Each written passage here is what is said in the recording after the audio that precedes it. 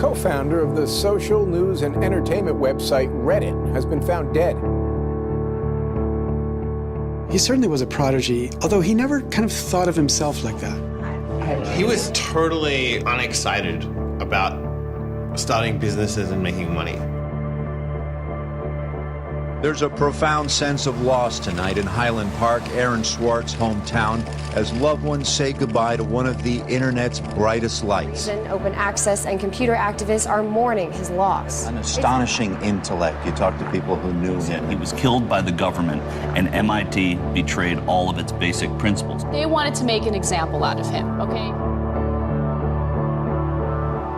Governments have an insatiable desire to control. He was potentially facing 35 years in prison and a $1 million fine. Raising questions of prosecutorial zeal and I would say even misconduct.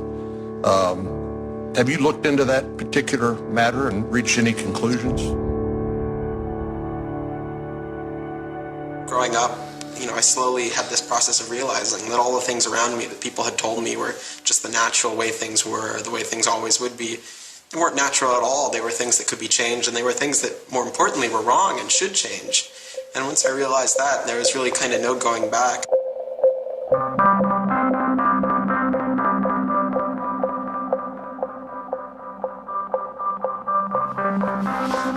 Welcome to Story Reading Time. The name of the book is Paddington at the Fair. Well, he was born in Highland Park and grew up here. Aaron came from a family of 3 brothers, all extraordinarily bright.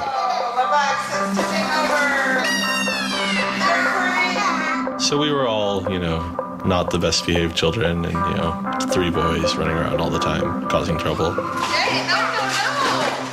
Aaron, what? But I've come to the realization Aaron learned how to learn at a very young age. 1, 2, 3, 4, 5, 6, 7, 8, 9, 10. Knock, knock. Who's there? Aaron. Aaron who? Aaron, funny man. He knew what he wanted, and he always wanted to do it. He always accomplished what he wanted. His curiosity was endless. Here's a little picture of what the planets are. And each planet has a symbol.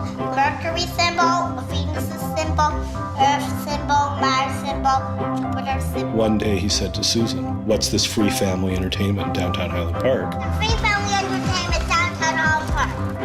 He was 3 at the time, and she said, "What are you talking about?" And he said, "Look, it says here on the refrigerator, free family entertainment in downtown Highland Park." And so she was floored and astonished that he could read. It's called My Family Seder. The Seder night is different from all other nights. I remember once we were at the University of Chicago Library. I pulled a book off the shelf that was from like 1900 and showed him and said, this is really just an extraordinary place. We all were curious children, but Aaron really liked learning and really liked teaching. And so they were going to learn the ABCs backwards. Z-Y-X-W-V-U-T. I remember he came home from his first algebra class, and he was like, "Noah, let me teach you algebra." And I'm like, "What is algebra?" And he was always like that. Now you press the click button. There, now it's got that. Now it's in pink.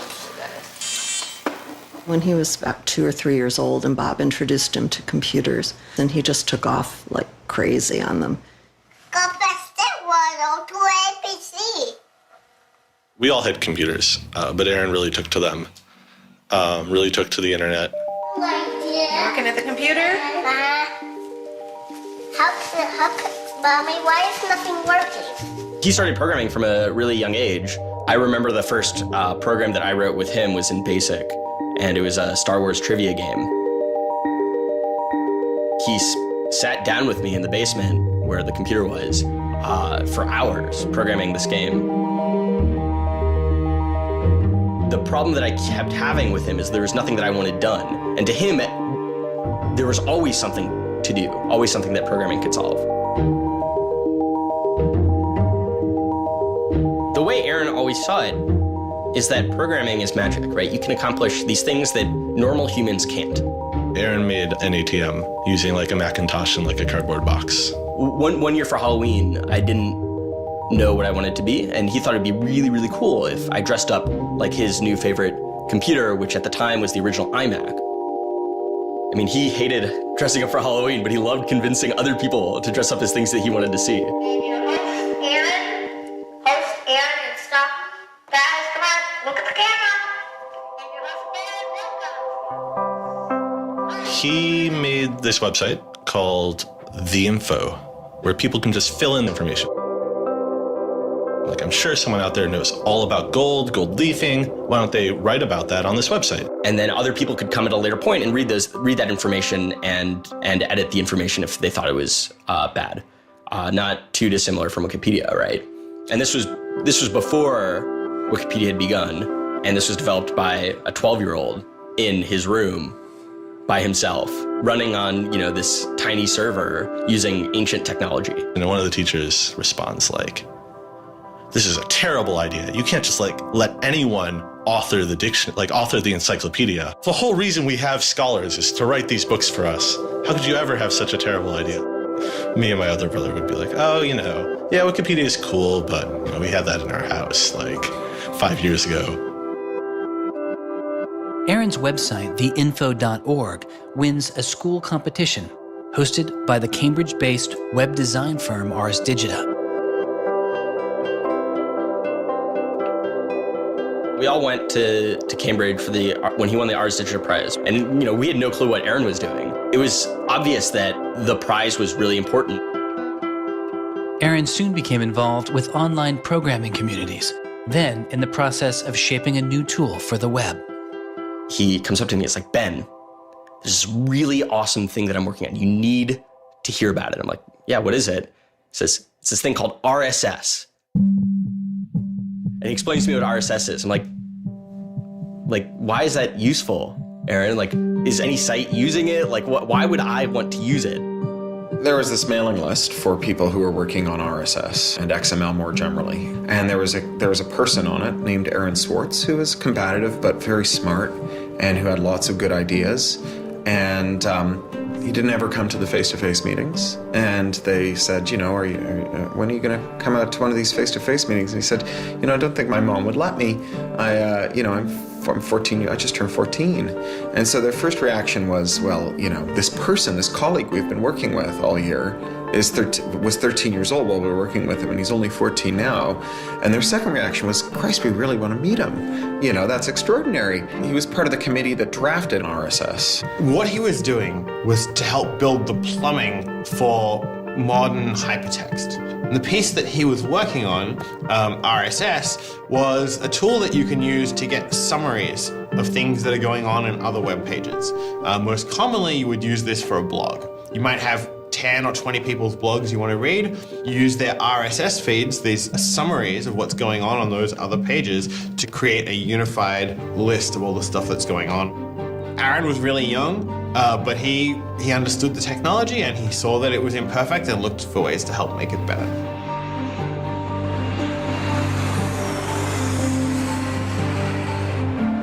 So his mom started bundling him on planes in Chicago. We'd pick him up in San Francisco.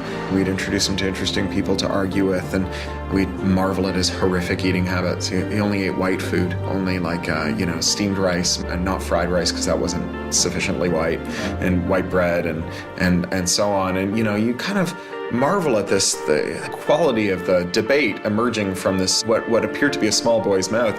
And you think, this is a kid who's really going to go somewhere if he doesn't die of scurvy. Aaron, you're up.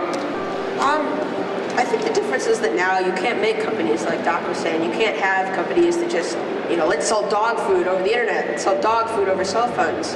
But there's still a lot of innovation going on. I think if you don't see the innovation, maybe your head is in the sand. He takes on this alpha nerd personality where he's sort of like, I'm smarter than you, and because I'm smarter than you, I'm better than you, and I can tell you what to do. It's an extension of him being kind of like a twerp.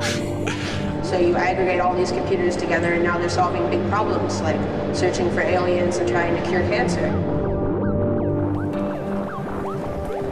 First met him on IRC, on Internet Relay Chat.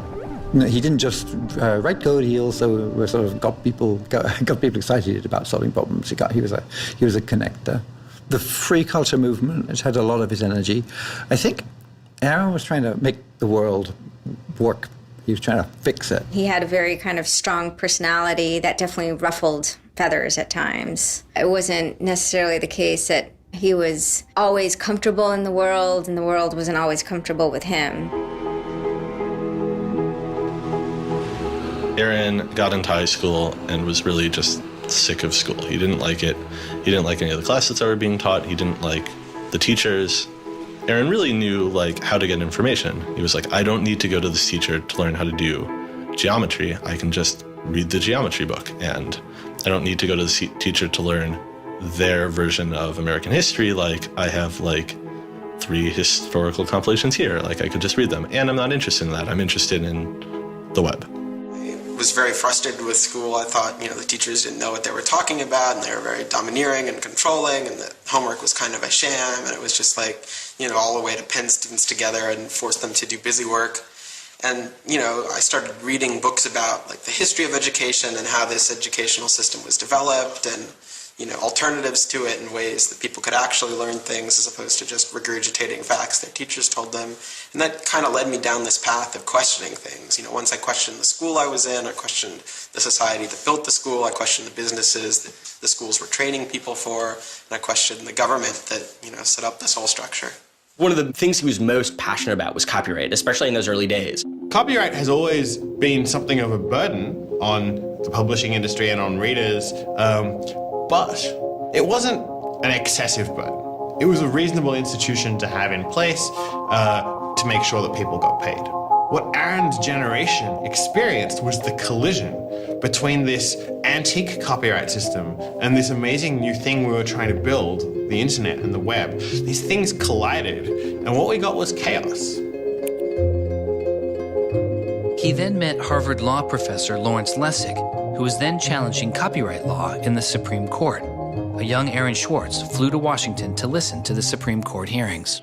I am Aaron Swartz, and I'm here to listen to see the Eldred argument. Why did you fly out here from Chicago and come all this way to see the Eldred argument? That's a more difficult question. See the Eldred. Because I don't know. It's very exciting to see the Supreme Court, especially such a prestigious case as this one.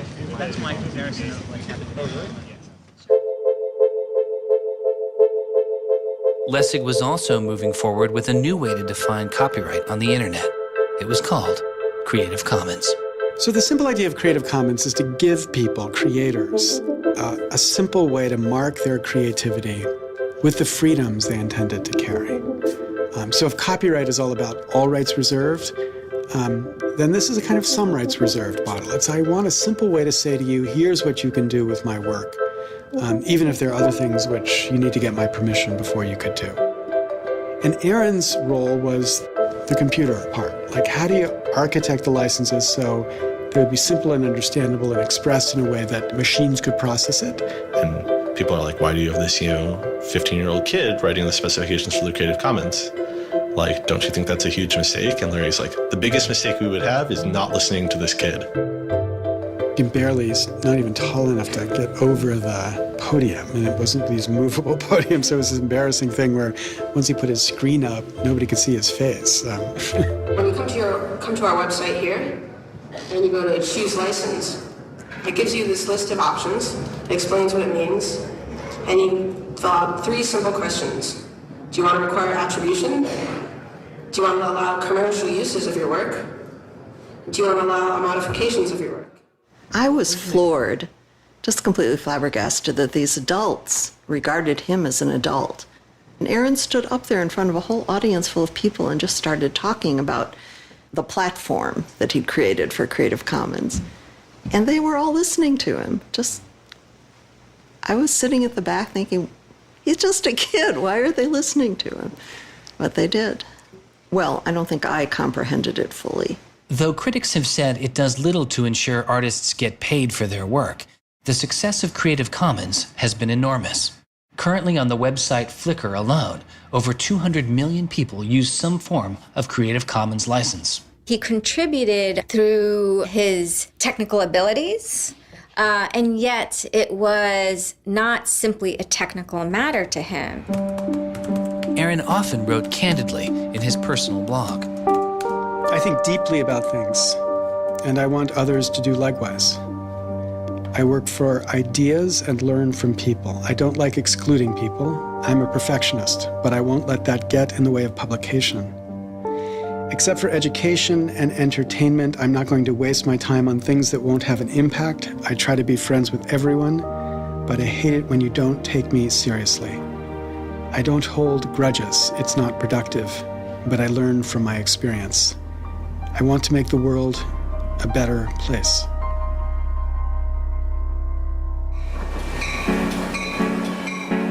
In 2004, Swartz leaves Highland Park and enrolls in Stanford University. He had had ulcerative colitis, which was very troubling, and we were concerned about him taking his medication. He got hospitalized, and he would take this cocktail of pills every day. And one of those pills was a steroid, which stunted his growth and made him feel different from many of the other students. Aaron, I think, shows up at Stanford ready to do scholarship and finds himself in effectively a babysitting program for overachieving high schoolers who, in 4 years, are meant to become, captains of industry and one percenters. And I think it just made him bananas. In 2005, after only 1 year of college, Swartz was offered a spot at a new startup incubation firm called Y Combinator, led by Paul Graham. And he's like, hey, I have this idea for a website. And Paul Graham likes him enough and says, yeah, sure.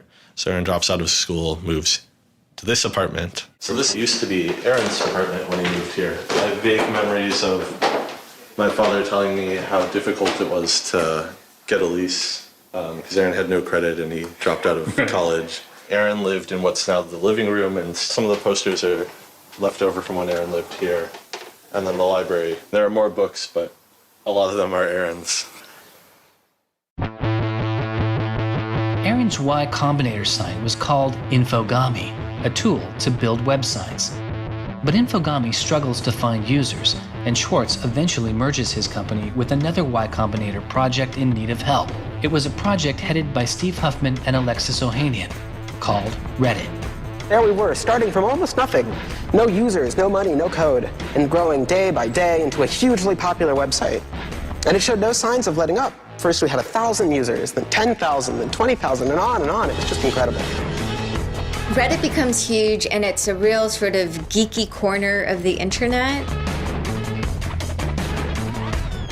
There's a lot of humor, there's a lot of art, and there's just people who flock to the site and make that site the main site they go to every morning to get their news. Reddit kind of just borders on chaos at some level. So on the one hand, it's a place where people discuss the news of the day, technology, politics, and issues. And yet there is a lot of kind of not safe for work material, offensive material. There's some subreddits where trolls find a welcome home. And so in that sense, Reddit has been kind of home to controversy as well. It kind of sits on that edge of chaos. Reddit catches the attention of the corporate magazine giant Condé Nast, who makes an offer to buy the company. Some large amount of money, large enough that my dad was getting bugged with questions about, how do I store this money? Like a lot of money. Like a lot of money. Probably more than $1 million. But I don't actually know. And he is how old at the time? 19, 20. So it was in this apartment. They sat around on what predated these couches, hacking on Reddit. And when they sold Reddit, they threw a giant party and then all flew out to California the next day and left the keys with me. It was funny, he just sold a startup, so we all kind of presumed he was the richest person around, but he said, oh no, I'll take this tiny little shoebox-sized room. That's all I need. It was barely larger than a closet. The idea of him spending his money on fancy objects just seems so implausible. He explains it's I like living in apartments, so I'm not going to spend a lot of money on a new place to live. I'm not going to buy a mansion. And I like wearing jeans and a t-shirt, so I'm not going to spend any more money on clothes. So like, it's, really no big deal. What is a big deal to Swartz is how traffic flows on the internet and what commands our attention. In the old system of broadcasting, you were fundamentally limited by the amount of space in the airwaves. You could only send out 10 channels over the airwaves of television, right? Or even with cable, you had 500 channels.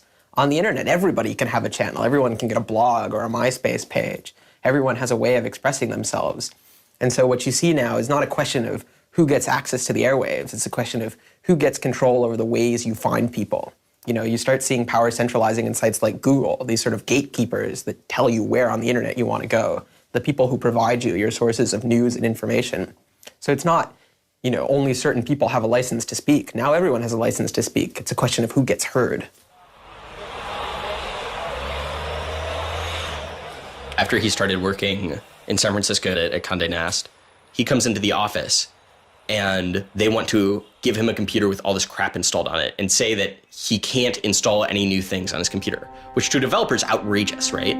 From the first day, he was complaining about all this stuff.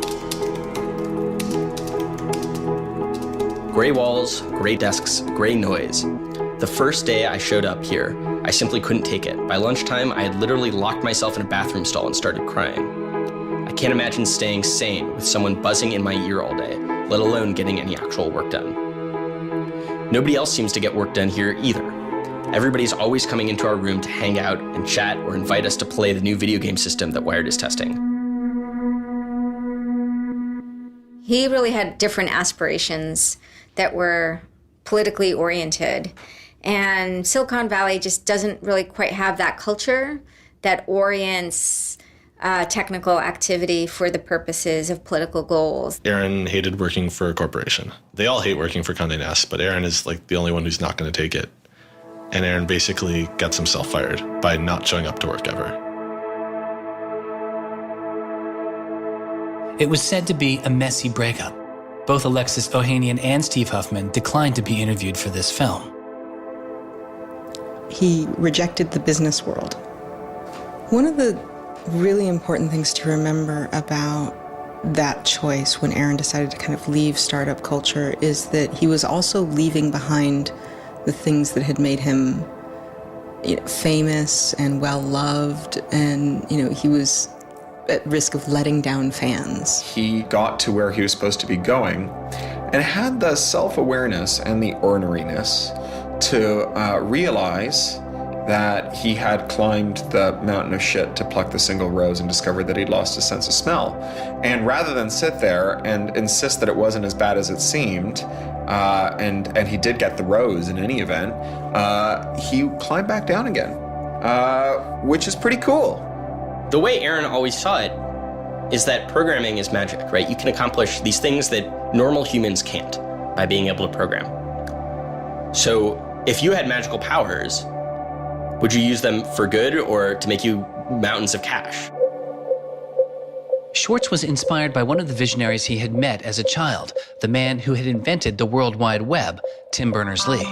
In the 1990s, Berners-Lee was arguably sitting on one of the most lucrative inventions of the 20th century. But instead of profiting from the invention of the World Wide Web, he gave it away for free. It is the only reason the World Wide Web exists today. Aaron is certainly deeply influenced by Tim. Tim is certainly a very prominent early internet genius who doesn't in any sense cash out. He's not at all interested in how he's going to figure out how to make $1 billion.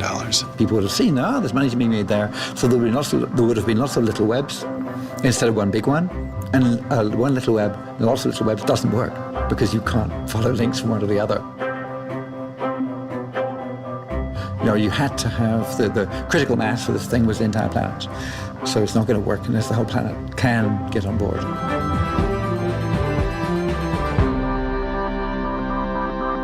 I mean, I feel very strongly that it's not enough to just live in the world as it is, to just kind of take what you're given and, follow the things that adults told you to do and that, your parents told you to do and that society tells you to do.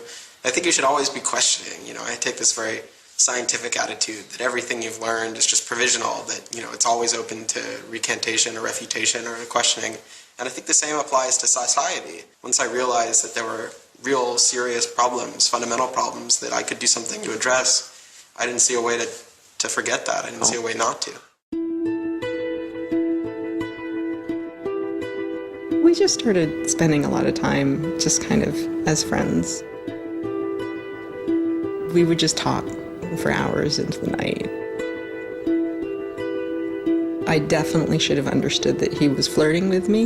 I think to some degree I was like, this is a terrible idea and impossible, and therefore I will pretend it is not happening. As my marriage was breaking down and I was really stuck without anywhere to go, we became roommates and brought my daughter over. We moved in and furnished the house, and it was really peaceful. Like, my life had not been peaceful for a while, and really neither had his.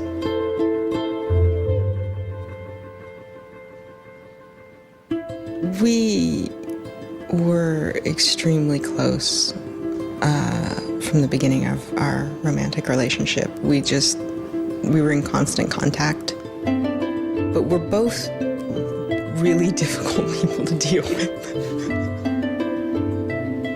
In a very Ally McBeal discussion, he confessed he had a theme song, and I made him play it for me. It was Extraordinary Machine by Fiona Apple. I think it was just that sense of kind of being a little bit embattled that the song has.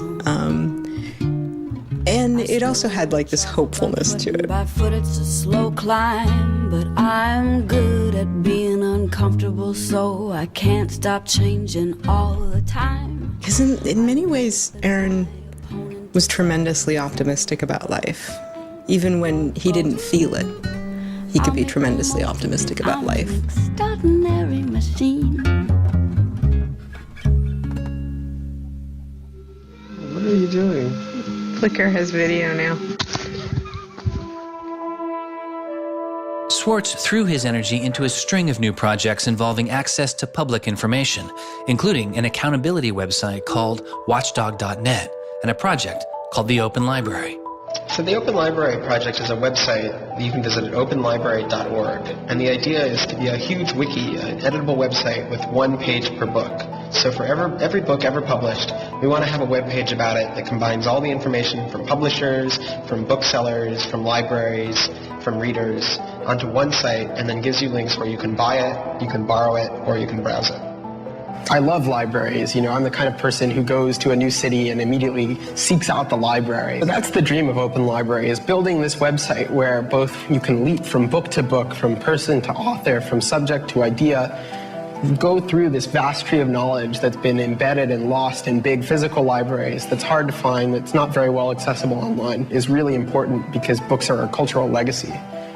Books are the place people go to write things down, and to have all that swallowed up by one corporation is kind of scary.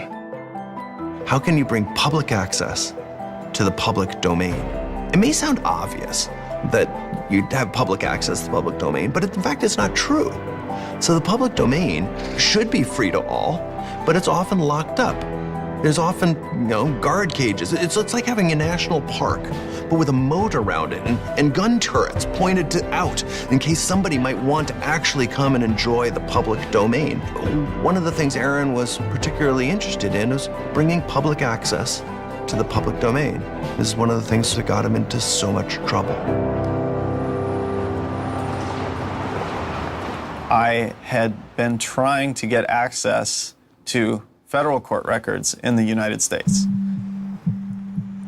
What I discovered was a puzzling system called PACER, which stands for Public Access to Court Electronic Records. I started Googling, and that's when I ran across Carl Malamud. Access to legal materials in the United States is a $10 billion per year business. PACER is just this incredible abomination of government service. It's 10 cents a page. It's this most brain-dead code you've ever seen. You can't search it. You can't bookmark anything. You got to have a credit card. And these are public records. It's U.S. district courts are very important. It's where a lot of our seminal litigation starts. Civil rights cases, patent cases, all sorts of stuff. And journalists and students and citizens and lawyers all need access to PACER, and it fights them every step of the way. People without means can't see the law as readily as people that have that gold American Express card. It's a poll tax on access to justice. The law is the operating system of our democracy, and you have to pay to see it. That's not much of a democracy. They make about $120 million a year on the PACER system, and it doesn't cost anything near that, according to their own records. In fact, it's illegal. The E-Government Act of 2002 states that the courts may charge only to the extent necessary in order to reimburse the costs of running PACER.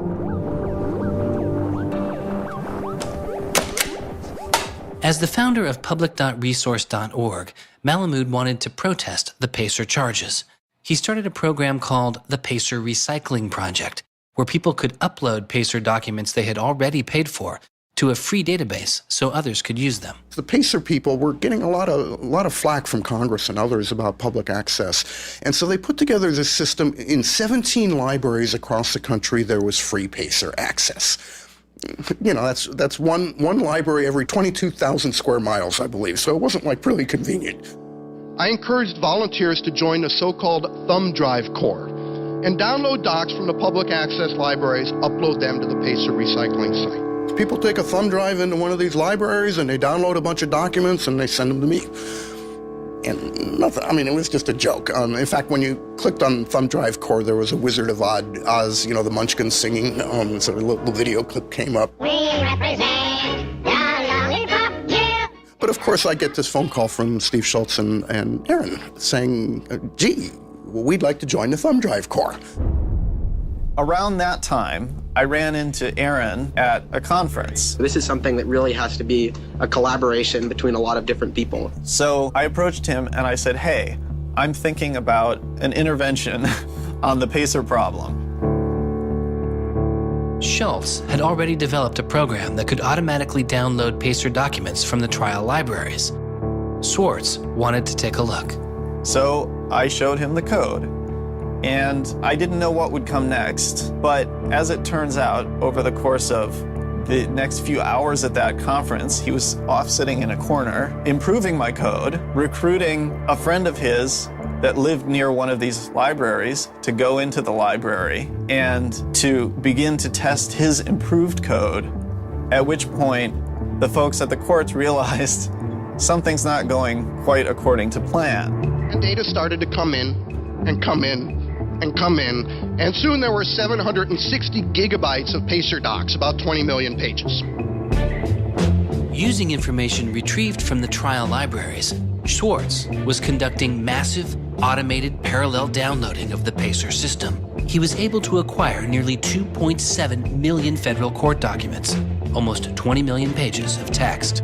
Now, I'll grant you that 20 million pages had perhaps exceeded the expectations of the people running the pilot access project, but surprising a bureaucrat isn't illegal. Aaron and Carl decided to go talk to the New York Times about what happened. They also caught the attention of the FBI, who began to stake out Schwartz's parents' house in Illinois.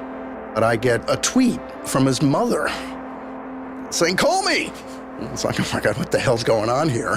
And so I finally got a hold of Aaron, and Aaron's mother was like, oh my God, FBI, FBI, FBI. An FBI agent drives down our home's driveway trying to see if Aaron is in his room. And I remember being home that day and wondering why this car was driving down our driveway and just driving back out. I was like, that's weird. 5 years later, I read this FBI file and I'm like, oh my goodness. That was the FBI agent in my driveway. He was terrified. He was totally terrified. He was way more terrified after the FBI actually called him up on the phone and tried to sucker him into coming down to a coffee shop without a lawyer He said he went home and laid down on the bed and was shaking. The downloading also uncovered massive privacy violations in the court documents. Ultimately, the courts were forced to change their policies as a result. And the FBI closed their investigation without bringing charges.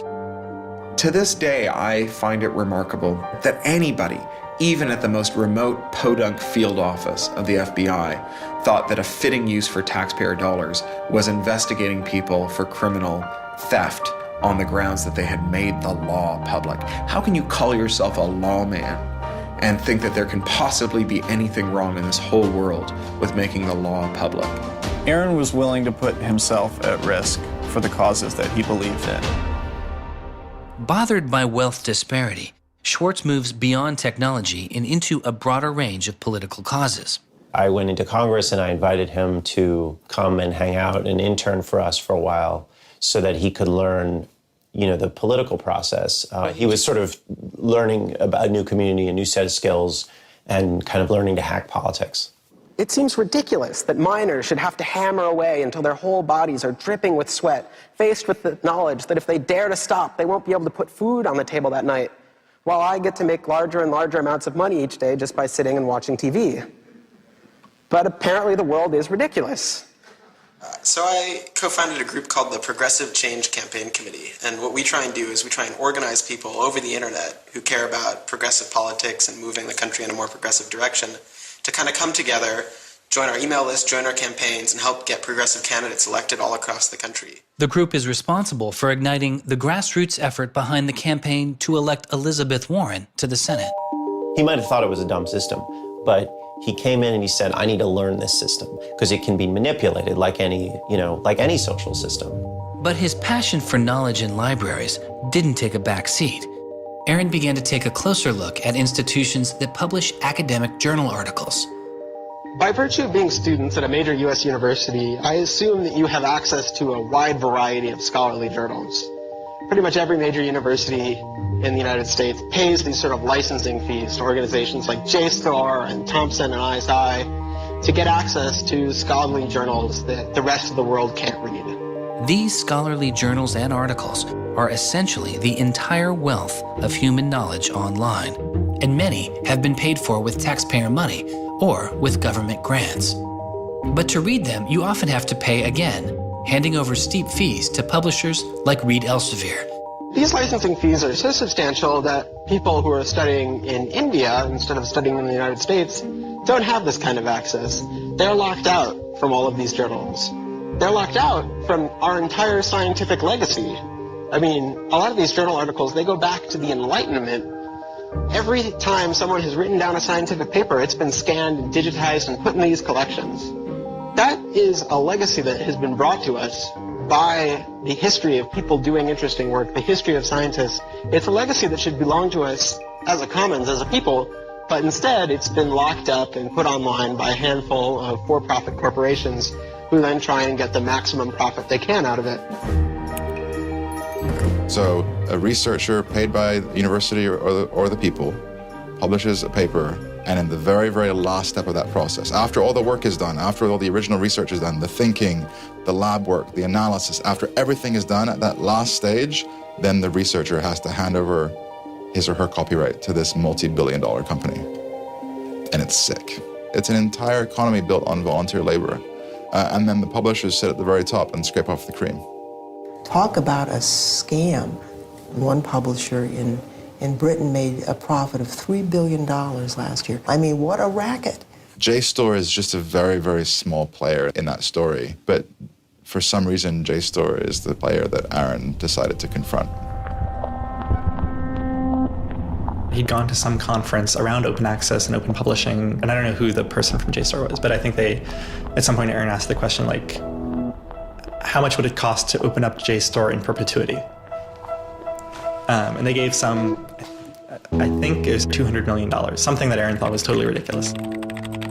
Working on a fellowship at Harvard, he knew users on MIT's famously open and fast network Nextdoor had authorized access to the riches of JSTOR. Swartz saw an opportunity. You have a key to those gates. And with a little bit of shell script magic, you can get those journal articles.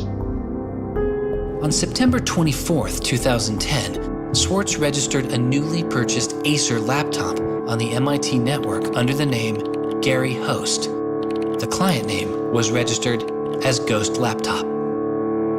He doesn't hack JSTOR in the traditional sense of hacking. The JSTOR database was organized, so it was completely trivial to figure out how you could download all the articles in JSTOR because it was basically numbered. It was basically, / number article 444,024, then 25, then 26. He wrote a Python script called keepgrabbing.py, which was like keep grabbing one article after another. The next day, Ghost Laptop begins grabbing articles, but soon the computer's IP address is blocked. For Swartz, it's barely a bump in the road. He quickly reassigns his computer's IP address and keeps downloading. Well, JSTOR and MIT take a number of steps to try to interfere with this when they notice that this is happening. And when the more modest steps don't work, then at a certain stage, JSTOR just cuts off MIT from having access to the JSTOR database. So there's this kind of cat and mouse game around getting access to the JSTOR database. Aaron ultimately, obviously, is the cat because he has more technical capability than the JSTOR database people do in defending them. And eventually, there was an unlocked supply closet in the basement of one of the buildings. And he went, instead of going through Wi-Fi, he went down there and he just plugged his computer directly into the network and just left it there with an external hard drive downloading these articles to the computer. Unknown to Swartz, his laptop and hard drive had been found by authorities. They didn't stop the downloads. Instead, they installed a surveillance camera. They found the computer in this room in the basement of an MIT building. They could have unplugged it. They could have waited for the guy to come back and said, dude, what are you doing? Cut it out. Who are you? And they could have done all that kind of stuff, but they didn't. What they wanted to do was film it to gather evidence to make a case. That's the only reason you film something like that.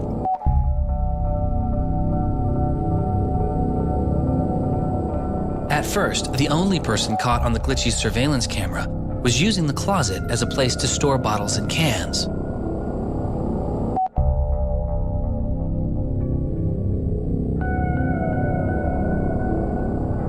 But days later, it caught Swartz.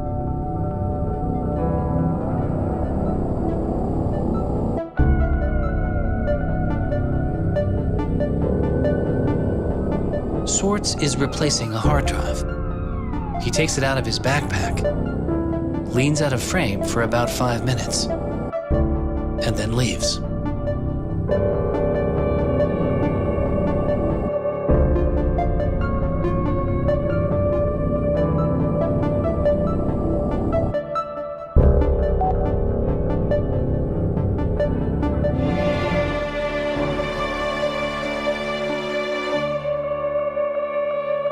And then they organized a stakeout where as he was biking home from MIT, these cops came out from either side of the road or something like that and started going after him. He describes that he was pressed down and assaulted by the police. He tells me that it's unclear that they were police that were after him. He thought that someone was trying to attack him. He does tell me they beat him up. I was just devastated. The notion of any kind of criminal prosecution of anyone in our family or anything was so foreign and incomprehensible, I didn't know what to do. Well, they execute search warrants at Aaron's house, his apartment in Cambridge, and his office at Harvard. 2 days before the arrest, the investigation had gone beyond JSTOR and the local Cambridge police. It had been taken over by the United States Secret Service. The Secret Service began investigating computer and credit card fraud in 1984, but 6 weeks after the attack on 9/11, their role expanded. President Bush used the Patriot Act to establish a network of what they called electronic crimes task forces. The bill before me takes account of the new realities and dangers posed by modern terrorists. According to the Secret Service, they are primarily engaged in activity with economic impact, organized criminal groups, or use of schemes involving new technology. The Secret Service turned Swartz's case over to the Boston U.S. Attorney's Office. There was a guy in the U.S. Attorney's Office who had the title head of the Computer Crimes Division or Task Force. I don't know what else he had going, but you're certainly not much of a computer crimes prosecutor without a computer crime to prosecute. So he jumped on it, kept it for himself, didn't assign it to someone else within the office or the unit, and that's Steve Hyman. Prosecutor Stephen Hyman has been largely out of public view since the arrest of Aaron Swartz. But he can be seen here in an episode of the television show American Greed, filmed around the time of Aaron's arrest. He is describing his previous case against the notorious hacker Alberto Gonzalez, a case that garnered Hyman enormous press attention and accolades. Gonzalez masterminded the theft of over 100 million credit card and ATM numbers, the largest such fraud in history. Here, Hyman, describing Gonzalez, gives his view on the hacker mindset. These guys are driven by a lot of the same things that we're driven by. They have an ego, they like challenge, and of course they like money and everything you can get from money. One of the suspects implicated in the Gonzalez case was a young hacker named Jonathan James. Believing Gonzalez's crimes would be pinned on him, James committed suicide during the investigation. In an early press release describing the government's position in the case of Aaron Swartz, Hyman's boss, U.S. Attorney for the District of Massachusetts Carmen Ortiz, said this: "Stealing is stealing, whether you use a computer command or a crowbar, and whether you take documents, data, or dollars." It's not true. It's obviously not true. I'm not saying it's harmless, and I'm not saying that we shouldn't criminalize stealing of information, but you've got to be much more subtle in trying to figure out exactly which kinds of harms are harmful here. So the thing about a crowbar is every time I break into a place with a crowbar, I do damage. There's no doubt about it. But when Aaron writes a script that says download, download, download 100 times in a second, there's no obvious damage to anybody. If he does that for the purpose of gathering archive to do academic research on it, there is never any damage to anybody. He wasn't stealing, he wasn't selling what he got or giving it away. He was making a point, as far as I could tell. The arrest took its toll on Swartz. He just wouldn't talk about it. And he's like very stressed. If you thought like the FBI was like going to come to your doorstep any day, anytime you went down the hall, even to do your laundry, and they would break into your apartment because you left the door unlocked, like, I'd be pretty stressed. And it was clear. And so Aaron was always sort of like in like a dour mood.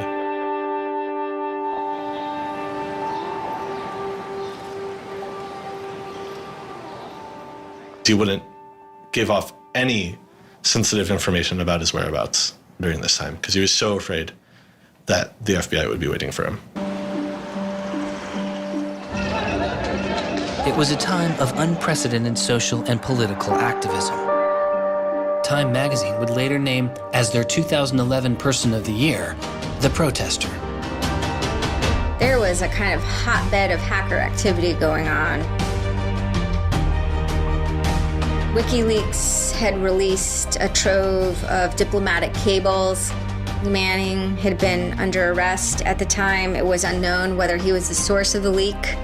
Anonymous, which is a kind of protest ensemble that has a lot of hackers in its ranks, were going on various sprees of sorts.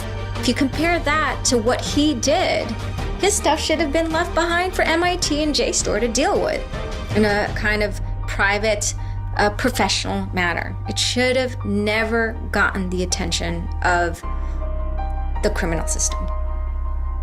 It just didn't belong there.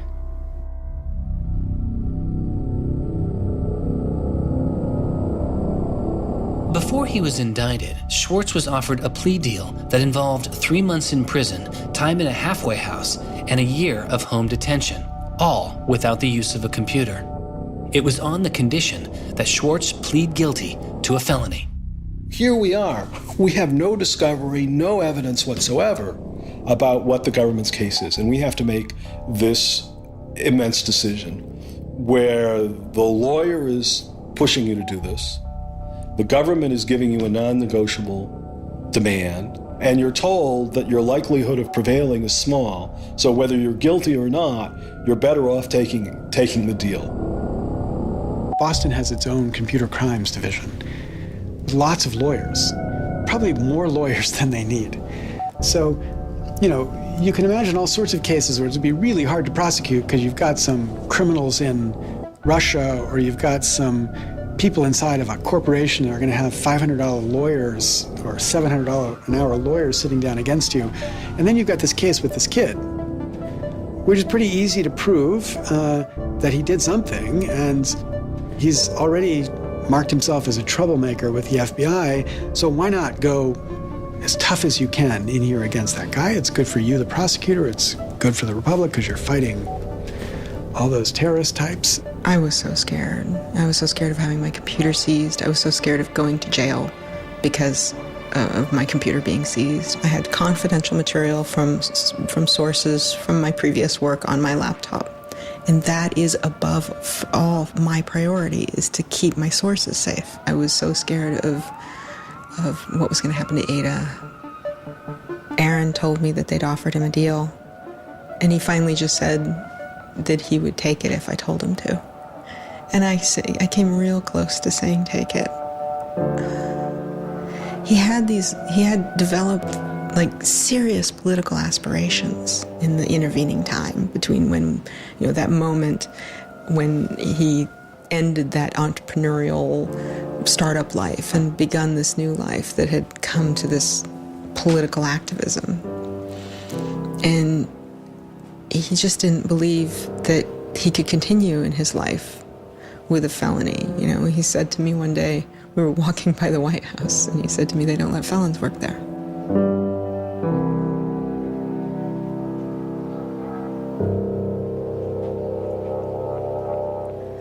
And he really wanted that to be his life. He hadn't killed anybody. He hadn't hurt anybody. He hadn't stolen money. He hadn't done anything that seemed felony worthy, right? And there is this idea that there's no reason that he should be labeled a felon and taken away his right to vote in many states for doing what he did. That's just outrageous. It makes sense for him to be, maybe fined a bunch of money or, asked not to come back to MIT again. But to be a felon, to face jail time. Swartz turned down the plea deal. Hyman redoubled his efforts. Hyman continued to press us at all levels. Even with the physical evidence seized from Aaron's Acer computer, hard drive, and USB drive, the prosecutors needed evidence of his motives. Why was Aaron Swartz downloading articles from JSTOR, and just what did he plan to do with them? The government claims that he was planning to publish these. We don't really know whether that was his real intention, because Aaron also had a history of doing projects where he'd analyze giant data sets of articles in order to learn interesting things about them. The best evidence for that was that when he was at Stanford, he also had downloaded the whole Westlaw legal database. In a project with Stanford law students, Swartz had downloaded the Westlaw legal database. He uncovered troubling connections between funders of legal research and favorable results. He did this amazing analysis of for-profit companies giving money to law professors who wrote law review articles which were then beneficial to Exxon during an oil spill, right? So it was a very corrupt system of funding, vanity research. Swartz had never released the Westlaw documents. In theory, he could have been doing the same thing about the JSTOR database. That would have been completely okay. If he were, on the other hand, intending to create a competitive service to JSTOR, we're going to set up our own, access to the Harvard Law Review and charge, money for it, then, okay, now it seems like criminal violation because you're commercially trying to exploit this material, but it's kind of crazy to imagine that's what he was doing. So, but then there's the middle case. Well, what if he was just trying to liberate it for all of the developing world? But depending on what he was doing, it creates a very different character to how the law should be thinking about it. The government was prosecuting him as if this was like a commercial criminal violation, like stealing a whole bunch of credit card records. It was that kind of crime. I don't know what he was going to do with that database. But I heard from a friend of his that Aaron had told him he was going to analyze the data for evidence of corporate funding of climate change research that led to biased results.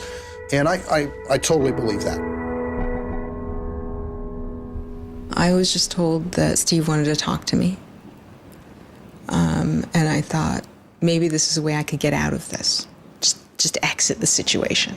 And I didn't want to live in fear of having my computer seized. I didn't want to live in fear of having to go to jail on a contempt of court charge if they tried to compel me to decrypt my computer.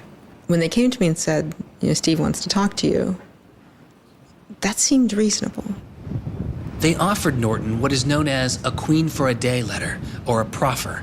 It allowed prosecutors to ask questions about Aaron's case. Norton would be given immunity from prosecution herself for any information she revealed during the meeting. I didn't like it.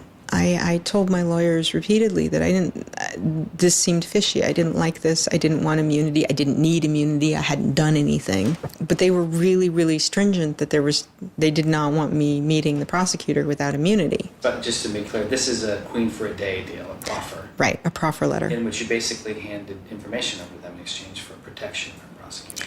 So it wasn't handing information over. It was, at least that's not how I saw it. It was just having a discussion, having an interview with them. Well, they're asking you questions. They're asking me questions. And they can ask about whatever they want. Right. And whatever they learn, I really, right. And I repeatedly tried to go in naked. I repeatedly tried to turn down the proffer letter. I was ill. I was being pressured by my lawyers. I was confused. I was not doing well by this point. I was depressed and I was scared and I didn't understand the situation I was in. I had no idea why I was in this situation. I hadn't done anything interesting, much less wrong. We went out of our minds. Aaron was clearly very distraught about it. We were very distraught about it. Aaron's attorneys were very distraught about it. We tried to get Quinn to change attorneys. I was very unused to being in a room with large men, well-armed, that are continually telling me I'm lying and that I must have done something.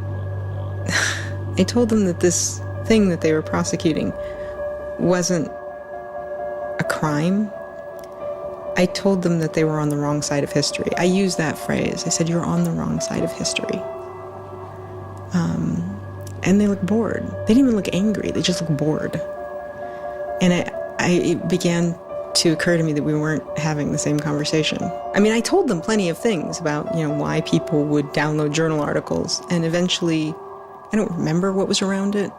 I mentioned that he'd done this blog post, the Guerrilla Open Access Manifesto. This is the Guerrilla Open Access Manifesto, supposedly written in July 2008 in Italy. Information is power. But like all power, there are those who want to keep it for themselves. The world's entire scientific and cultural heritage, published over centuries in books and journals, is increasingly being digitized and locked up by a handful of private corporations. Meanwhile, those who have been locked out are not standing idly by. You've been sneaking through holes and climbing over fences, liberating the information locked up by the publishers and sharing them with your friends. But all this action goes on in the dark, hidden underground. It's called stealing or piracy, as if sharing a wealth of knowledge were the moral equivalent of plundering a ship and murdering its crew. But sharing isn't immoral, it's a moral imperative. Only those blinded by greed would refuse to let a friend make a copy. There's no justice in following unjust laws. It's time to come into the light and, in the grand tradition of civil disobedience, declare our opposition to this private theft of public culture. The manifesto itself was allegedly written by 4 different people and also edited by Norton. But it was Swartz who had signed his name to it. When it's over, I go immediately to Aaron and tell him everything I can remember about it. And he gets very angry. The things that I'd done shouldn't have added up that way. I hadn't done anything wrong, and everything had gone wrong. But I was never...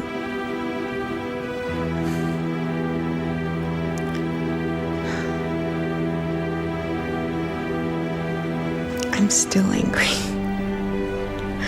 I'm still angry that you can try your best with these people to do the right thing, and they will turn everything against you, and they will hurt you with anything they can. And in that moment, I regret that I said what I did. But my much larger regret is that we have settled for this, that we are okay with this, that we are okay with a justice system that tries to game people into little traps so they can ruin their lives. So yeah, I wish I hadn't said that, but I am much, much angrier that this is where I am. That this is what we as a people think is okay. They used every method that I think they could think of to get her to provide information which would be unhelpful to Aaron and helpful to the prosecution of Aaron. Right. But you know, I don't think she had information that was helpful to the government. Months go by as Swartz's friends and family await a looming indictment. In the meantime, Swartz was becoming a go-to expert on a series of internet issues. To you then, do you think that the internet is something that should be considered a human right and something that the government cannot take away from you? Yes, definitely. I mean, this notion that national security is an excuse to shut down the internet, that's exactly what we heard in Egypt and Syria and all these other countries. And so, yeah, it's true. Sites like WikiLeaks are going to be putting up some embarrassing material about what the U.S. government does, and people are going to be organizing to protest about it and try and change their government.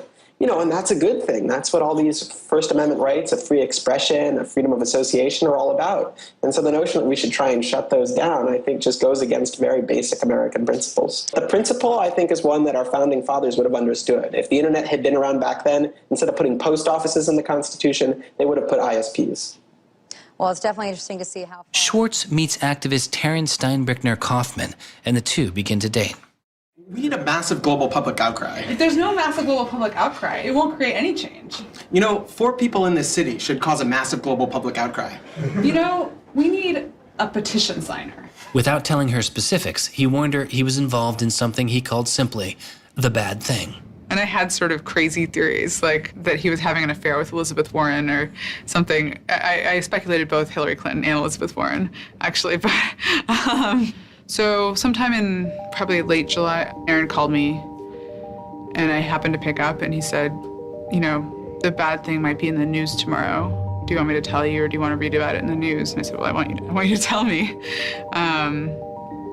And he said, well, I've been arrested for downloading too many academic journal articles and they want to make an example out of me.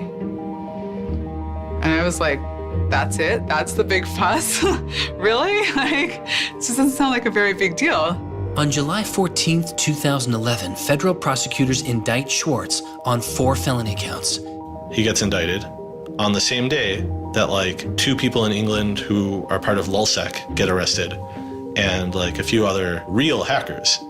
And Aaron is just like someone who kind of looks like a hacker, enough that they can like, you know, put his head on a stake and like put it on the gates. Aaron went to surrender, and they arrested him. They then strip searched him, took away his shoelaces, took away his belt, and left him in solitary confinement. The District of Massachusetts United States Attorney's Office released a statement saying Swartz faces up to 35 years in prison, to be followed by 3 years of supervised release, restitution, forfeiture, and a fine of up to $1 million. He is released on $100,000 bail. The same day, the primary victim in the case, JSTOR, formally drops all charges against Swartz and declines to pursue the case. JSTOR, they weren't our friends, they weren't helpful or friendly to us, but they also were just kind of like, we're not part of this. JSTOR and their parent company, Ithaca, also sidestepped requests to talk with this film. But at the time, they released a statement saying it was the government's decision whether to prosecute, not JSTOR's. And so it's our belief that with that, the case will be over. That we should be able to get Steve Hyman to drop the case or settle it in some rational way. And the government refused. Why? Well, because I think they wanted to make an example out of Aaron. And they said they wanted the reason why they wouldn't move on requiring a felony conviction and jail time was that they wanted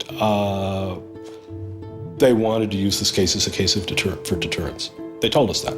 They told you that? Yes. This was going to be an example? Yes. He was going to be an example? Yes.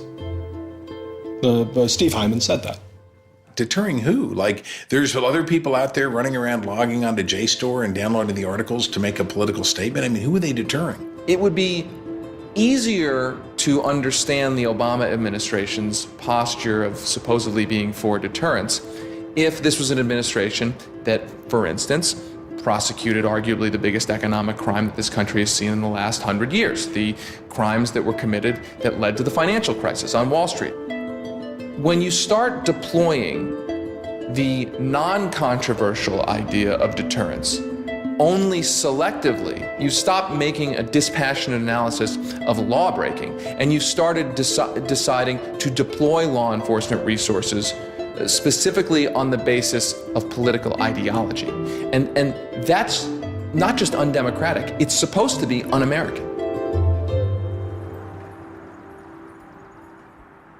Prosecutor Stephen Hyman later reportedly told MIT's outside counsel that the straw that broke the camel's back was a press release sent out by an organization Swartz founded called Demand Progress. According to the MIT account, Hyman reacted to the short statement of support, calling it a wild internet campaign and a foolish move that moved the case from a human one-on-one level to an institutional level.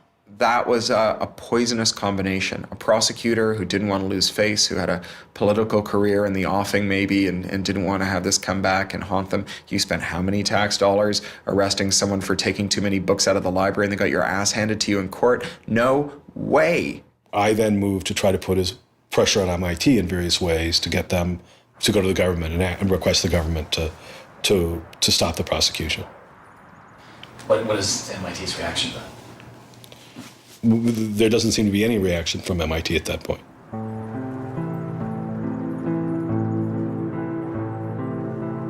MIT doesn't defend Aaron, which to people inside of the MIT community seems outrageous because MIT is a place that encourages hacking in the biggest sense of the word. At MIT, the idea of going and running around on roofs and tunnels that you weren't allowed to be in was not only a rite of passage, it was part of the MIT tour. And lockpicking was a winter course at MIT. They had the moral authority to stop it in its tracks. MIT never stood up and took a position of saying to the feds, don't do this. We don't want you to do this. You're overreacting. This is too strong, that I'm aware of. They acted kind of like any corporation would. They helped the government. They didn't help us unless they felt they had to, and they never tried to stop it. MIT declined repeated requests to comment, but they later released a report saying they attempted to maintain a position of neutrality and believed Hyman and the U.S. Attorney's Office did not care what MIT thought or said about the case. MIT's behavior seemed really at odds with the MIT ethos, right? You could argue that MIT turned a blind eye and that was okay for them to do. But taking that stance, taking that neutral stance in and of itself was taking a pro-prosecutor stance. If you look at Steve Jobs and Steve Wozniak, they started by selling a blue box, which was a thing designed to defraud the phone company. If you look at Bill Gates and Paul Allen, they initially started their business by using computer time at Harvard, which was pretty clearly against the rules. The difference between Aaron and the people I just mentioned is that Aaron wanted to make the world a better place. He didn't just want to make money. Swartz continues to be outspoken on a variety of internet issues. You know, the reason the internet works is because of the competitive marketplace of ideas. And what we need to be focusing on is getting more information about our government, more accessibility, more discussion, more debate. But instead, it seems like what Congress is focused on is shutting things down. Aaron thought he could change the world just by explaining the world very clearly to people. Flame can literally control your computer and make it spy on you. Welcome, Aaron. Good to have you back on the show here. You know, just like spies used to in olden days, put microphones and tap what people were saying. Now they're using computers to do the same things. Swartz's political activity continues, his attention turning to a bill moving through Congress designed to curb online piracy. It was called SOPA. Activists like Peter Eckersley saw it as an enormous overreach, threatening the technical integrity of the internet itself. And one of the first things I did was to call Aaron. I said, can we do a big online campaign against this? This isn't a bill about copyright. It's not? No, he said. It's a bill about the freedom to connect. Now I was listening. And he thought about it for a while and then said yes. And he went and founded Demand Progress. Demand Progress is an online activism organization. We've got around 1.5 million members now, but started in the fall of 2010. Aaron was one of the most prominent people in a community of people who helped lead organizing around social justice issues at the federal level in this country. SOPA was the bill that was intended to curtail online piracy of music and movies, but what it did was basically take a sledgehammer to a problem that needed a scalpel. If passed, the law would allow a company to cut off finances to entire websites without due process, or even to force Google to exclude their links. All they needed was a single claim of copyright infringement. It pitted the titans of traditional media against a new and now far more sophisticated remix culture. It makes everyone who runs a website into a policeman. And if they don't do their job of making sure nobody on their site uses it for anything that's even potentially illegal, the entire site can get shut down without even so much as a trial. This was over the top. I mean, this was a catastrophe. This bill poses a serious threat to speech and civil liberties for all who use the internet. There were only a handful of us who said, look, we're not for piracy either, but it makes no sense to destroy the architecture of the internet, the domain name system, and so much that makes it free and open in the name of fighting piracy. And Aaron got that right away. The freedoms guaranteed in our Constitution, the freedoms our country had been built on, would be suddenly deleted. New technology, instead of bringing us greater freedom, would have snuffed out fundamental rights we'd always taken for granted. And I realized that day, talking to Peter, that I couldn't let that happen. When SOPA was introduced in October 2011, it was considered inevitable. Our strategy when it first came out was to hopefully slow the bill down, maybe weaken it a little bit, but even we didn't think that we would be able to stop this bill. Having worked in Washington, what you learn is that typically in Washington, the legislative fights are fights between different sets of corporate moneyed interests. They're all duking it out to pass legislation. And the fights that are the closest are when you have one set of corporate interests against another set of corporate interests, and they're financially equally matched in terms of campaign contributions and lobbying. Those are the closest ones. The ones that aren't even fights, typically, are ones where all the money is on one side, all the corporations are on one side, and it's just millions of people on the other side. Haven't seen anything like PIPA and SOPA in all my time in public service. There were more than 40 United States senators on that bill as co-sponsors. So there were already a long, long way to getting the 60 votes to have it clear all the procedural hoops. Even I began to doubt myself. It was a rough period. Swartz and Demand Progress were able to marshal enormous support, using traditional outreach combined with commonly used voice over IP to make it very easy for people to call Congress. I've never met anybody else who was able to operate at his level, both on the technological side and on the campaign strategy side. Millions of people contacted Congress and signed anti-SOPA petitions. Congress was caught off guard. There was just something about watching those clueless members of Congress debate the bill, watching them insist they could regulate the internet and a bunch of nerds couldn't possibly stop them. I am not a nerd. I'm just not enough of a nerd. Maybe we ought to ask some nerds what this thing really does. Let's have a hearing, bring in the nerds. Really? Nerds? You know, I think actually the word you're looking for is experts. To enlighten you so your laws don't backfire, break the internet. We use the term geek, but we're allowed to use that because we are geeks. The fact that it got as far as it did without them talking to any technical experts reflects the fact that there is a problem in this town. I'm looking for somebody to come before this body and testify in a hearing and say, this is why they're wrong.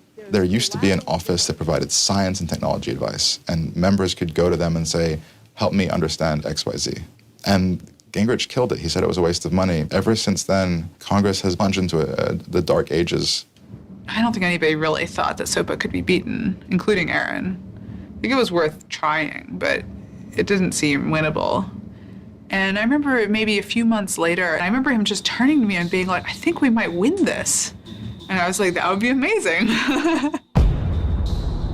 Calls to Congress continue.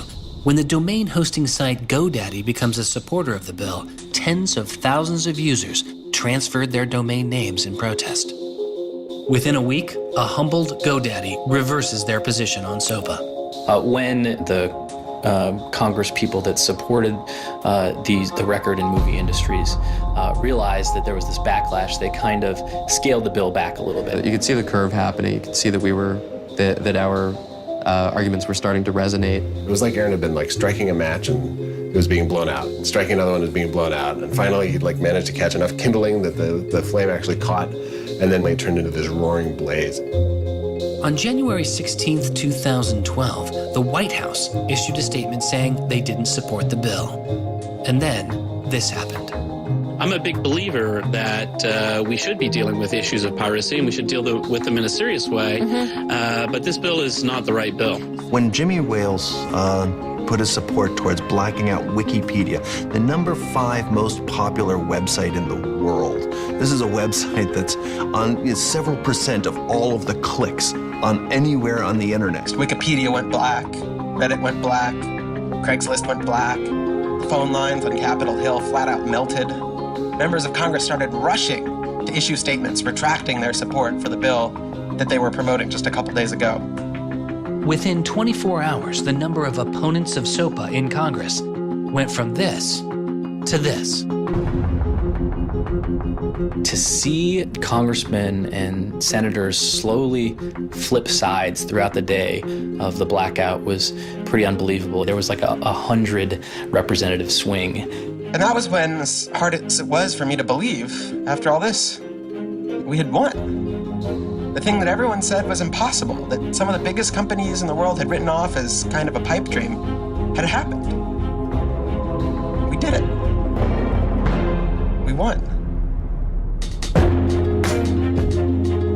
This is a historic week in internet politics, maybe American politics. The thing that we heard from people in Washington, D.C., from staffers on Capitol Hill was they received more emails and more phone calls on SOPA blackout day than they'd ever received about anything. I think that was an extremely exciting moment. This was the moment when the internet had grown up politically. It was exhilarating because it's hard to believe it actually happened. It's hard to believe a bill with so much financial power behind it didn't simply sail through the Congress. And not only did it not sail through, it didn't pass at all. It's easy sometimes to feel like you're powerless, like when you come out in the streets and you march and you yell and nobody hears you. But I'm here to tell you today, you are powerful. So yeah, maybe sometimes you feel like you're not being listened to, but I'm here to tell you that you are. You are being listened to. You are making a difference. You can stop this bill if you don't stop fighting.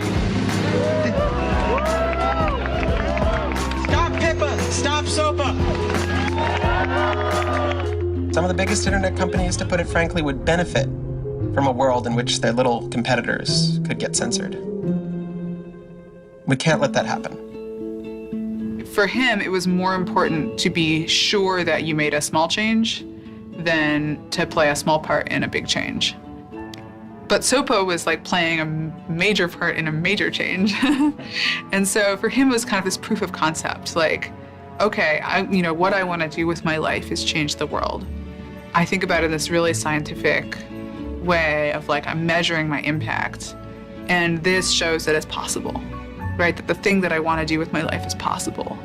I have proved that I can do it, that I, Aaron Swartz, can change the world. For a guy who never really thought he had done much, which was Aaron.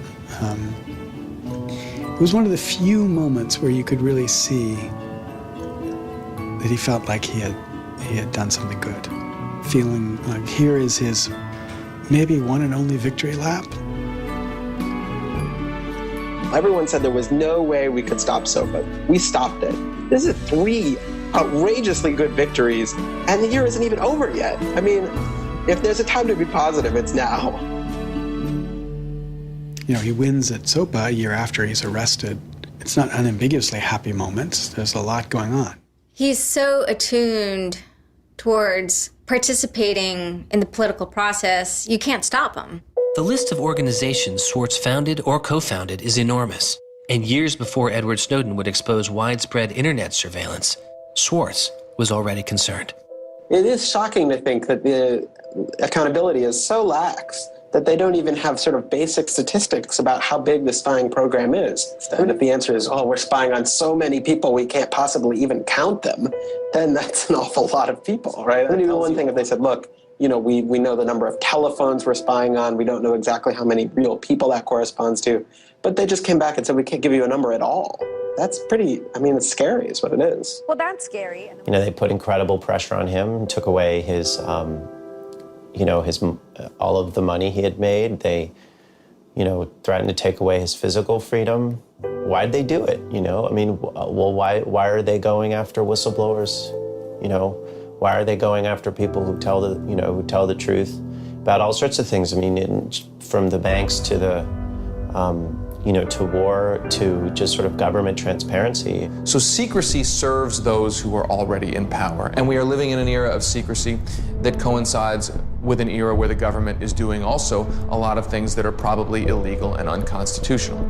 So those two things are not coincidences. It's very clear that this technology has been developed not for small countries overseas, but right here for use in the United States by the U.S. government. The problem with the spying program is it's this sort of long, slow expansion, you know, going back to the Nixon administration, right? Obviously, it became big after 9/11 under George W. Bush, and Obama has continued to expand it, and the problems have slowly grown worse and worse. But there's never been this moment you can point to, say, okay, we need to galvanize opposition today because today is when it matters.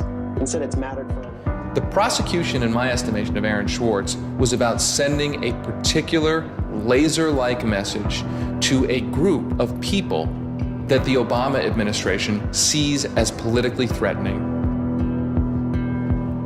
And that is essentially the hacker, the information, and the democracy activist community. And the message that the Obama administration wanted to send to that particular community was, in my estimation, we know you have the ability to make trouble for the establishment. And so we are going to try to make an example out of Aaron Swartz to scare as many of you as possible into not making that trouble. And the government said, oh, the legal opinions we're using to legalize the spying program are also classified. So we can't even tell you which laws we're using to spy on you. You know, every time they can say, oh, this is another instance of cyber war, the cyber criminals are attacking us again, we're all in danger, we're all under threat. They use those as excuses to push through more and more dangerous laws. Great. And so just to follow that up, like personally, how do you feel the fight is going, I guess? It's up to you. I know, but we gotta You know, there's sort of these two polarizing perspectives, right? Everything is great. The internet has created all this freedom and liberty and everything's going to be fantastic. Or everything is terrible. The internet has created all these tools for cracking down and spying and, you know, controlling what we say. And I think both are true, right? The internet has done both. And both are kind of amazing and astonishing. And which one will win out in the long run is up to us. It doesn't make sense to say, oh, one is doing better than the other. You know, they're both true. And it's up to us which ones we emphasize and which ones we take advantage of, because they're both there and they're both always going to be there.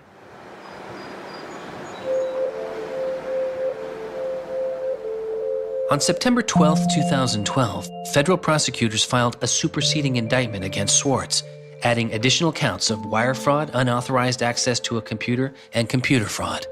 Now, instead of 4 felony counts, Swartz was facing 13. The prosecution's leverage had dramatically increased, as did Swartz's potential jail time and fines. They filed a separate indictment to add more charges, and they had a theory about why this conduct constituted a number of federal crimes, and that a very significant sentence could attach to it under the law. That theory, and much of the prosecution's case against Swartz, involved a law created originally in 1986. It is called the Computer Fraud and Abuse Act. The Computer Fraud and Abuse Act was inspired by the movie War Games with Matthew Broderick, which is a great movie. I have you now. In this movie, a kid gets the ability through the magic of computer networks to launch a nuclear attack.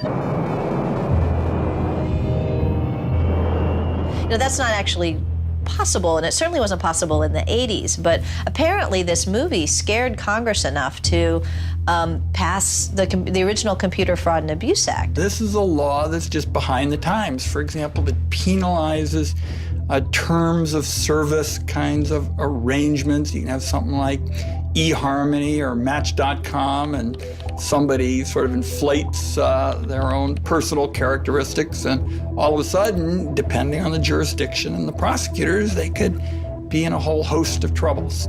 We all know what terms of use are. Most people don't read them, but not abiding by their terms could mean you are committing a felony. The website terms of service often say things like, be nice to each other, or don't do anything that's improper. The idea that the criminal law has anything to say about these kinds of violations, I think strikes most people as crazy. The examples get even more crazy. Until it was changed in March of 2013, the terms of use on the website of Hearst's 17 magazine said you had to be 18 in order to read it. I would say that the way the CFA has been interpreted by the Justice Department, we are probably all breaking the law. Vague and prone to misuse, the CFAA has become a one-size-fits-all hammer for a wide range of computer-related disputes. Though not the only factor in his case, 11 of the 13 charges against Swartz involved the Computer Fraud and Abuse Act. The question why hangs over much of the story of Aaron Swartz. Just what was motivating the government, and what would their case have been? The Department of Justice declined requests for answers, but Professor Oren Kerr is a former prosecutor who has studied the case. So I think I come about this case from a different direction than other people on a number of reasons. I was a federal prosecutor at the Justice Department for 3 years before I started teaching. The government came forward with an indictment based on what crimes they thought were committed, just as a purely lawyers matter, looking at the precedents, looking at the statute, looking at the history, looking at the cases that are out there so far. I think it was a fair indictment based on that. You can debate whether they should have charged this case. There's just a lot of disagreement. Some people are on the open access side, some people are not. I think the government took Swartz's guerrilla open access manifesto very seriously. And I think they saw him as somebody who was committed as a moral imperative to breaking the law to overcome a law that Swartz saw as unjust. And in a democracy, if you think a law is unjust, there are ways of changing that law. There's going to Congress, as Swartz did so masterfully with SOPA. Or you can violate that law in a way to try to nullify that law. And I think what was driving the prosecution was the sense that Swartz was committed not just to breaking the law, but to really making sure that law was nullified, that everyone would have access to the database in a way that you couldn't put the toothpaste back into the tube. It would be done, and Swartz's side would win. There's a big disagreement in society as to whether that is an unjust law, and ultimately that's a decision for the American people to make, working through Congress. And then the second problem is, I think, we're still trying to figure out what's the line between less serious offenses and more serious offenses. We're now entering this different environment of computers and computer misuse, and we don't yet have a really strong sense of exactly what these lines are. So we're just working that out. This is a poor use of prosecutorial discretion. The hammer that the Justice Department has to scare people with it just gets bigger and bigger and bigger. And so most people just, you can't roll the dice with your life like that. Should we tap somebody's phone? Should we film them? Should we turn somebody and get them to testify against these other people? That's how federal agents and prosecutors think. They build cases, they make cases. Swartz was caught in the gears of a brutal criminal justice system that could not turn back. a machine that has made America the country with the highest rate of incarceration in the world. We have in this country allowed ourselves to be captured by the politics of fear and anger. And anything we're afraid of, like the future of the internet and access, and anything we're angry about instinctively creates a criminal justice intervention. And we've used jail, prison, and punishment to resolve a whole host of problems that historically were never seen as criminal justice problems. The impulse to threaten, indict, prosecute, which is part of what has created this debate and controversy over online access and information on the internet, is very consistent with what we've seen in other areas. The one difference is that the people who are usually targeted and victimized by these kinds of criminal and carceral responses are typically poor and minority. Swartz's isolation from friends and family increased. He had basically stopped working on anything else, and the case was, in fact, like taking over sort of his whole life. One of Aaron's lawyers apparently told the prosecutors that he was emotionally vulnerable and that was something that they really needed to keep in mind so that they knew that. It was weighing on him very heavily. He did not like having his actions and his movements restricted in any way. And the threat of jail, which they pounded him with a lot, was terrifying to him. Completely exhausted his financial resources, and it cost us a lot of money also, and he raised a substantial amount of money. So it was, it was in the millions of dollars. The legal defense? Yes. Was in millions? Yes. Yeah, I think he didn't want to be a burden to people. I think that was a factor. Like, I have my normal life, and then I have this shitty thing I have to deal with. And I try to keep the two of them as separate as possible. But they were just beginning to blur together, and everything was becoming shitty. Swartz faced a tough choice that was only getting tougher. Do you admit guilt and move on with your life, or do you fight a broken system? With his legal case, the answer was simple. He rejects the final plea deal, and a trial date is set. Aaron was resolute that he didn't want to knuckle under and accept something that he didn't believe was fair, but I also think he was scared.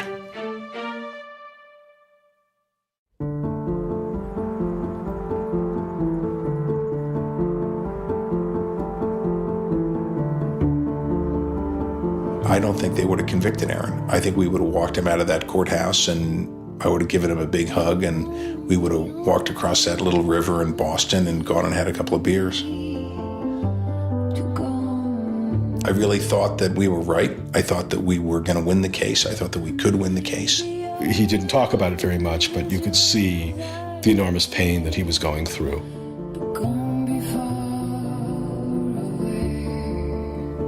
No time in his childhood did Aaron have any severe mood swings or depressive episodes or anything that I would ascribe to severe depression. And it's possible, he was depressed. People get depressed.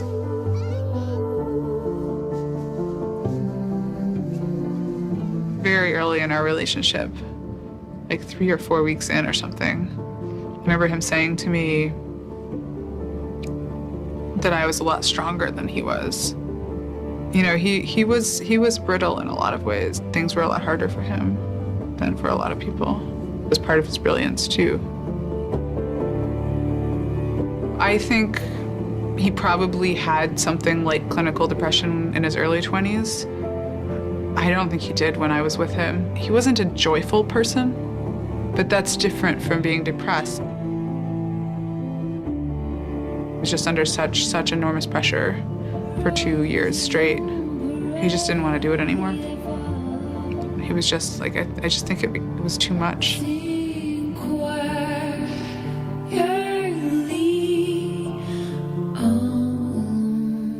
I got a phone call late at night. I could tell something was wrong, and then I called and I realized what had happened. A co-founder of the social news and entertainment website Reddit has been found dead. Police say 26-year-old Aaron Swartz killed himself yesterday in his Brooklyn apartment. I just thought, we've lost one of the most creative minds of our generation. It was like the whole world fell apart at that moment.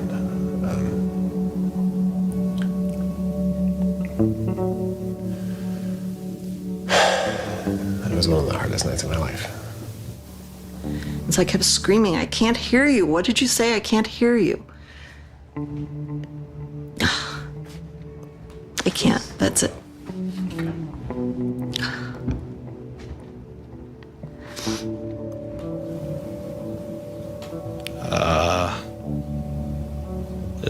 None of it made any sense. And really still doesn't. I was so frustrated, angry.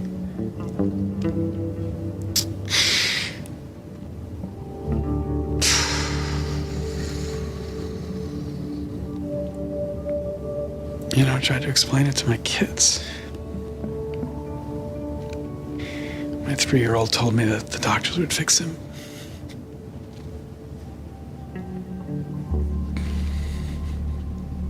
I've known lots of people who've died, but I've never lost anybody like this. Because everybody feels, and I do too, there's so much we could have more to do. I just didn't know he was there. I didn't know this is what he was suffering, and he was part of me. And I just wanted it to not be real. And then I just looked at his Wikipedia page and I saw the end date.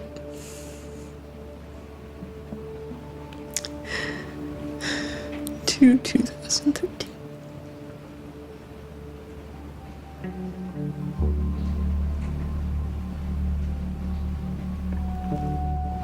Aaron is dead. Wanderers in this crazy world, we have lost a mentor, a wise elder. Hackers for right, we're one down. We've lost one of our own. Nurturers, carers, listeners, feeders, parents, all, we have lost a child. Let us all weep.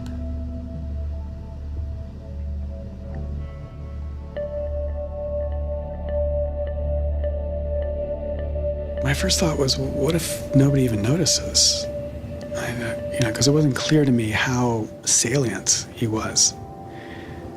I had never seen anything quite like the outpouring I saw. The net just lit up. I mean, everyone was trying to explain it in their own way, but I've never seen people grieve on Twitter before. People were visibly grieving online. He was the internet's own boy, and the old world killed him. We are standing in the middle of a time when great injustice is not touched. Architects of the financial meltdown have dinner with the president regularly. In the middle of that time, the idea that this was what the government had to prosecute. This seems absurd if it weren't tragic. The question is, can we do something, given what's happened, to make the world a better place? And how can we further that legacy? That's the only question one can ask. All over the world, there were starting to be hackathons and gatherings. Aaron Swartz has, in some sense, brought the best out of us in trying to say, how do we fix this? He was, in my humble opinion, one of the true extraordinary revolutionaries that this country has produced. I don't know whether Aaron was defeated or victorious, but we are certainly shaped by the hand of the things that he wrestled with. When we turn armed agents of the law on citizens trying to increase access to knowledge, we've broken the rule of law. We've desecrated the temple of justice. Aaron Swartz was not a criminal. Change does not roll in on the wheels of inevitability. It comes through continuous struggle. Aaron really could do magic. And I'm dedicated to making sure that his magic doesn't end with his death. He believed that he could change the world, and he was right. Out of the last week and out of today, phoenixes are already rising. Since Schwartz's death, Representative Zoe Lofgren and Senator Ron Wyden have introduced legislation that would reform the Computer Fraud and Abuse Act, the outdated law that formed the majority of the charges against Swartz. It's called Aaron's Law. Aaron believed that, like, you literally ought to be asking yourself all of the time, what is the most important thing I could be working on in the world right now? And if you're not working on that, why aren't you?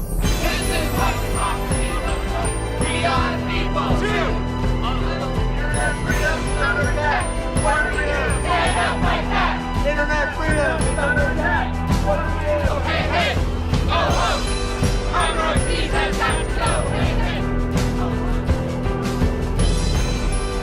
hey. I wish we could change the past, but we cannot. But we can change the future, and we must. We must do so for Aaron. We must do so for ourselves. We must do so to make our world a better place, a more humane place, a place where justice works and access to knowledge becomes a human right. So there was a kid back in February from Baltimore, 14 years old, who had access to JSTOR. And he'd been spelunking through JSTOR after reading something. And he figured out a way to do early tests for pancreatic cancer. And pancreatic cancer kills the shit out of you because we detect it way too late. By the time we detect it, it's already too late to do anything about it. He sent emails off to the entire oncology department at Johns Hopkins, hundreds of them. And every 14-year-old kid, yeah. And most of them ignored it, right? But one of them sent him an email back and said, this is not an entirely stupid idea. Why don't you come on over? And this kid worked evenings and weekends with this researcher. And in February, I heard him on the news, just a couple of weeks after Aaron died, when Aaron was in the news a lot. Sorry. And he said the reason he was on the news is because they'd done it. They were shipping an early test for pancreatic cancer that was going to save lives. And he said, this is why what Aaron did was so important. Because you never know, right? This truth of the universe is not only something that policymakers use to figure out, what the speed limit should be. It's where the thing that's going to keep, your kid from dying of pancreatic cancer comes from. And without access, the person who might come up with the thing that's got your number on it may never find that answer. He slept so well, he didn't fall out of bed once, not even when he dreamed he was back on the spacecraft. Very good, Aaron. Very good. Yay, Aaron. Okay. Now it's song time.